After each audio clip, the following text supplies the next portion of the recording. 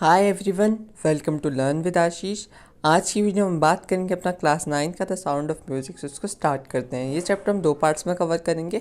First में आज हम पढ़ेंगे एवलिन ग्रीन के बारे में, जो जो थी वो सुन नहीं सकती थी, बट तब भी वो जो थी वो म्यूज़िक के अंदर इतनी ज़्यादा एक्स्ट्रा ऑर्डिनरी थी। उसके बाद her crowd jostle for the position on the underground train platform. तो रश हार मीन्स मतलब जहाँ पर बहुत बहुत ज़्यादा भीड़ भाड़ होती है, तो वो चीज़ रश हार। एंड द जॉस्टल मतलब एक दूसरे को धक्का मुक्की दे रहे थे। ठीक है, तो वो ट्रेन प्लेटफॉर्म पर क्या हो रहा था, बहुत सारी भीड़ थी और वो एक दूसरे को धक्का मुक्की दे रहे थे। ठीक है, अ स्लाइट गर्ल, स्लाइट मतलब कौन, छोटी गर्ल, लुकिंग यंगर देन हर 17 ईयर्स, मीन्स वो 17 साल की थी बट उससे छोटी सी लग रही थी। Was nervous yet excited she felt the vibration of approaching train, means वो जो थी वो बहुत एक्साइटेड भी थी और वो बहुत नर्वस भी थी। और उसको जो था वो ट्रेन की जो वाइब्रेशंस हैं वो सुनाई दे रही थी। जैसे दूर से जब ट्रेन आती है ना, तो उसकी वाइब्रेशन सुनाई देती है, जैसे आती है पी पी, तो आपको कुछ कुछ महसूस होने लग जाता है वाइब्रेशन में। तो वही चीज़ उसके साथ हो रही थी। It was her first day of prestigious royal academy of music in London. तो क्या था, वो उसका पहला दिन होने वाला था prestigious royal academy of music London में, जिसमें उसने पार्टिसिपेट किया था, वो जीती होगी, तो वो वहाँ जा रही थी। And daunting enough as a teenager fresh है स्कॉटिश फार्म। अब वो बहुत डरी हुई सी, मतलब वो सारी चीज़ें होती है ना, आप कहीं जा रहे हो तो आपको एक्साइटमेंट सी भी होती है और आपको थोड़ा डर सा भी लगता है। ठीक है, but this was aspiring musician face a bigger challenge than most. तो ये बहुत ही एस्पायरिंग म्यूजिशियन थी। मीन्स एस्पायरिंग का मतलब क्या होता है, किसी चीज़ से आप दूसरों को इंस्पायर करो। मीन्स वो भी अगर जैसे शी वॉज प्रोफाउंडली डेफ, तो वो कैसे डेफ थी बट तब भी उन्होंने हार नहीं मानी, वो एक अच्छी म्यूजिशियन बनी। तो उसी तरीके से अगर आप एस्पायरिंग बनो, मीन्स आपसे और लोग जो है वो सीख पाएँ। ठीक है, तो उनके पास ये बहुत बड़ा चैलेंज था, पर तब भी वो एक एस्पायरिंग म्यूजिशियन रहीं और वो कैसे डेफ थी। उसके बाद में Evelyn Green loss of hearing has been gradual. Evelyn Green का जो मतलब ग्रेजुअली सिर्फ टाइम के साथ साथ जो उनकी सुनने की जो शक्ति थी वो ख़त्म होती गई। Her mother remembers noticing something was the wrong of 8 years old Evelyn was waiting to play the piano.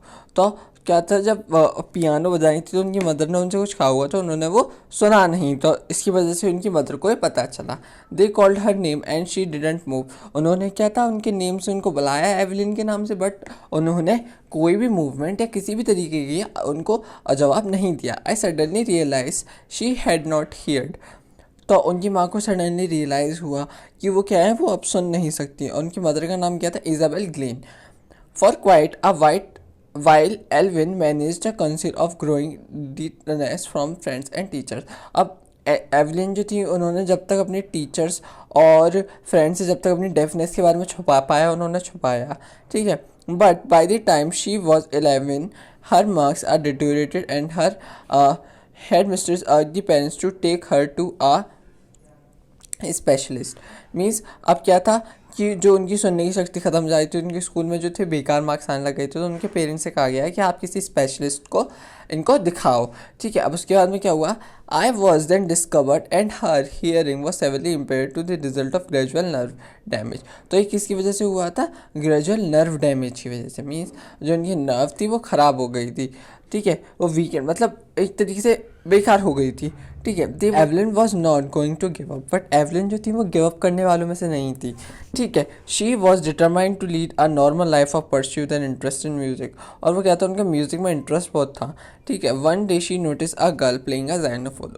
उन्होंने क्या था, एक दिन देखा कि कोई गर्ल जो है वो ज़ाइलोफोन बजा रही है। अब ज़ाइलोफोन क्या होता है, एक म्यूजिकल इंस्ट्रूमेंट होता है जिसमें जो वुडन बार्स होते हैं ऐसे करके, और बीच में ये जो आपको दिया हो ना, ये होता है ज़ाइलोफोन। ठीक है, तो उन्होंने डिसाइड किया कि वो भी उसको प्ले करेंगी। अब most of the teacher discourage and her percussionist Ron Forbes spotted her potential. But काफ़ी सारे जो टीचर्स थे उन्होंने उनको डिस्करेज किया कि भाई ये तो डेफ है। बट जो परक्यूरिस्ट थे रॉन फॉब्स, उन्होंने उनके पोटेंशियल को चेक करने का सोचा। He began to turning to large drums of different notes, और उनको दो लार्ज ड्रम्स दिए गए डिफरेंट डिफरेंट नोट्स के। Don't listen through your ears he would say. अब उनको सुनाई तो देता नहीं। उन्होंने क्या कहा कि अपने जो तुम म्यूज़िक कर रही हो उसको सेंस करने की कोशिश करो। ठीक है, उन्होंने किससे कहा, एवलिन से कहा। किसने कहा, रॉन फॉब्स ने। Suddenly I realise I could feel the higher drum from the waist and the lower drum from the waist down. अब उन्होंने क्या कहा, ये जो हायर ड्रम की जो आवाज़ है वो मैं अब वेस्ट से ऊपर की तरफ, और जो लोअर ड्रम की आवाज़ है उसे मैं वेस्ट से नीचे की तरफ फील कर पा रही हूँ। ठीक है, उनकी बॉडी में उनके वाइब्रेशन वो फील कर पानी है। वॉब्स रिपीटेड द एक्सरसाइज, अब वॉब्स ने भी उसको रिपीट किया, and soon Evelyn discovered and she could sense everything notes in different parts of the body. तो वो क्या था, डिफरेंट डिफरेंट अपने बॉडी के पार्ट्स में म्यूजिक को जो था उसको सेंस करने लग गई। I had learn to open my mind and body of music and sounds and vibration, the rest was sheer determined hard work. ठीक है, और उन्होंने हार्ड वर्क किया बहुत ज़्यादा।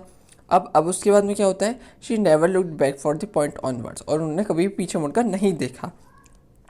She toured the United Kingdom with a youth orchestra at the time was 16, और उन्होंने ये मेहनत वो करती गई, हार्ड वर्क करती गई, तो उन्होंने जो था orchestra, youth orchestra means band का एक समूह में जाना, मतलब काफ़ी सारे लोग होते हैं बैंड्स में जाना, और उन्होंने जब वो 16 की थी तब वो इनमें जाने लग गई।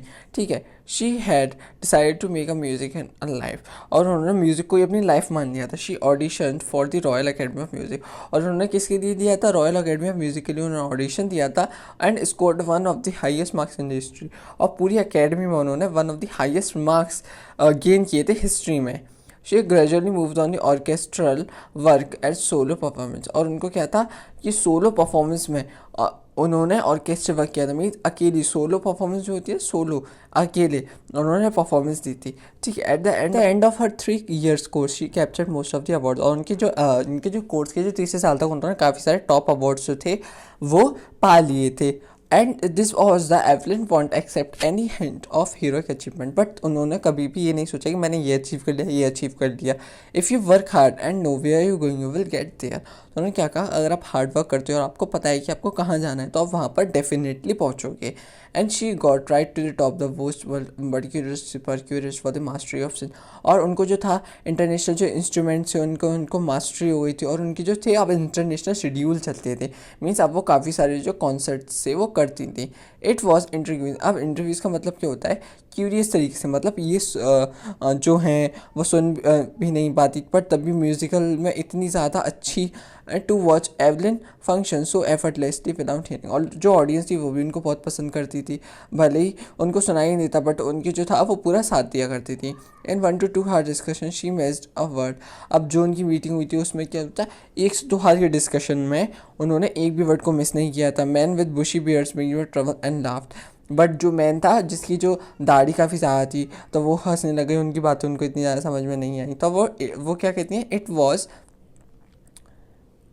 Was not just watching the lips, means अगर आप लिप्स को देखकर ही नहीं, वो जो पूरा होल फेस की जो एक्सप्रेशन है वो उसको देखकर समझ जाती थी कि इंसान जो है वो क्या कहना चाह रहा है, और आइस को मतलब एक तरीके से आंखों को पढ़ लेती थी वो, उनके अंदर ये चीज़ थी। She speaks flawlessly with the Scottish light, और वो काफ़ी अच्छे से बोल पाती थी, बिकॉज उनकी जब सुनने की क्षमता तो उनकी बाद में गई थी ना, तो वो काफ़ी अच्छे से बोल पाती थी। माई स्पीच इज़ क्लियर, उनकी जो स्पीच हमेशा क्लियर रहती थी, बिकॉज जब वो 11 ईयर की थी तब उनकी सुनने की जो शक्ति थी वो चली गई थी। She says but the doesn't the manage to learn French और मास्टर बेसिक जैपनीज, तो उनको ये जैपनीज और फ्रेंच लर्न करने में उनको थोड़ी दिक्कत आई। As a for musician she explain it pours in through every part to my of my mind. अब वो क्या बोलती हैं कि मैं जब म्यूज़िक करती हूँ तो मेरे वो जो है पूरी बॉडी पार्ट्स में एक एक मतलब मुझे वो सुनाई देता है। इन टिकल, वो क्या है, मेरी जो है मेरी स्किन में वो टिंकल करता है, मुझे पता चलता है। My cheek bones and even in my hair, मेरी चेक बोन्स में, मेरे हेयर्स में, हर जगह जो साउंड ही साउंड आता है ऐसे। When she plays the xylophone, अब वो जब जाइलोफोन को बजाती हैं तो उनके पास एक सेंस आती है उनकी फिंगर्स पर, मतलब वो सारी चीज़ें अपनी बॉडी में मूवमेंट से वो सुन पाती थी। By learning against the drums she feel resonance means vibrations, echo वो सुन पाती थी। जैसे वुडन प्लेटफॉर्म होता है ना, उस पर वो जब भी जाती थी वो अपने शूज़ को रिमूव करके जाती थी, बिकॉज जब वो शूज़ को रिमूव करके जाती थी तो उनके जो वाइब्रेशन जो होते थे उनको अच्छे से सुनाई देते थे, और उनके फीट से लेग्स पर काफ़ी अच्छे से उनको समझ आता था। ठीक है, अब not surprisingly Evelyn delights her audience, अब ये भी सरप्राइजिंग नहीं है कि एवलिन जो है अपने ऑडियंस को बहुत अच्छे तरीके से जो थी वो ट्रीट करती थी, उनके ऑडियंस भी उन्हें बहुत अच्छे से पसंद करते थे। इन 1991 she was presented with the royal Philharmonic society prestigious soloist of the year award, और उन्होंने क्या था कि रॉयल फिल्हार्मोनिक सोसाइटी में सोलोइस्ट ईयर अवार्ड को उन्होंने माना। ये बहुत बड़ा अवार्ड है, मीन्स सोलो जो उन्होंने परफॉर्मेंस दिया था उसमें उन्होंने एक बहुत बड़ा अवार्ड लिया। Says master percussionist James Blades God's taking by hearing but he was given the back something extraordinary. तो उन्होंने क्या कहा कि जो इसके पास सुनने की क्षमता नहीं है, बट वो जो है इनके पास वो उससे कहीं ज़्यादा है, वो एक्स्ट्रा ऑर्डिनरी है इनके लिए sound. What we hear she feels, वो जो सुनती हैं वो उसको फील्स करती हैं far more deeply in any for us that is why they express music so beautifully. और वो जो कहते हैं कि हम में से कोई इतना डीपली नहीं कर सकता, लेकिन जो वो हैं वो इतना डीपली कर सकते हैं, इसलिए वो जो म्यूज़िक है उसको इतना ब्यूटीफुली जो है वो बता सकती हैं हमें। Evelyn confess that she is something of a workaholic. तो एवलिन जो थी वो बहुत वर्कोहॉलिक थी, मीन्स जिस पर खाली बैठा नहीं जाता, उसको काम करने के लिए कुछ ना कुछ चाहिए ही उसे। I have just got to work often harder than classical musician. ठीक है, अब वो बहुत हार्डर में थी, मीन्स हार्डर कैसे, वो हार्ड वर्क से बिल्कुल भी नहीं डरती थी, but the rewards are enormous apart from regular concerts होने लगे उनके। Evelyn also gives free concerts in prisons of hospitals. और एवलिन जो थी वो फ्री कॉन्सर्ट्स करने लगे प्रिजन्स में, जेल में, hospital. The Beethoven fund for deaf children says she is shining inspiration for deaf children. तो एन रचनी ने क्या कहा कि डेफ चिल्ड्रन की बहुत बड़ी इंस्पिरेशन है for the see the now where they can not go. और वो इसको देखेंगे तो इसको जाने की मतलब पहले वो इच्छा नहीं होगी, मतलब इसको देखेंगे तो इनको जाने की इच्छा बढ़ेगी, ये कर सकते हो हम भी कर सकते हैं। Evelyn Gees has already accomplish more than most people twice her age. उन्होंने अपनी जो उम्र थी उससे काफ़ी ज़्यादा उन्होंने अभी तक पा लिया था। She has brought percussion in front of orchestra and demonstrated in very moving. She has the inspiration for all the handicap. और वो कहती है कि इंस्पिरेशन थी हैंडीकैप लोगों के लिए, मीन्स जिसमें किसी न किसी चीज़ में उनको प्रॉब्लम है, जैसे वो डेफ हैं, ब्लाइंड हैं, तो इन सारी जो हैंडीकैप्ड पीपल थे उनके लिए बहुत एक बड़ी इंस्पिरेशन थी वो। People who looked and her and say if she can do it I can. तो लोगों को क्या लगता है, अगर ये कर सकती हैं तो उसको हम भी कर सकते हैं। If she can do it I can and not the least she is the given enormous of millions. और वो क्या थी, एक मिलियंस लोगों के लिए वो एक प्लेजर, एक इंस्पिरेशन बन गई थी। ठीक है, तो इसके साथ जो आपका फर्स्ट पार्ट होता है वो यहीं पर ख़त्म होता है। So I hope you all like my explanation. अगर अच्छा लगा हो तो उसको लाइक कीजिए, शेयर कीजिए, don't forget to subscribe. Thanks for watching my video. अब हम मिलेंगे इसके नेक्स्ट पार्ट में।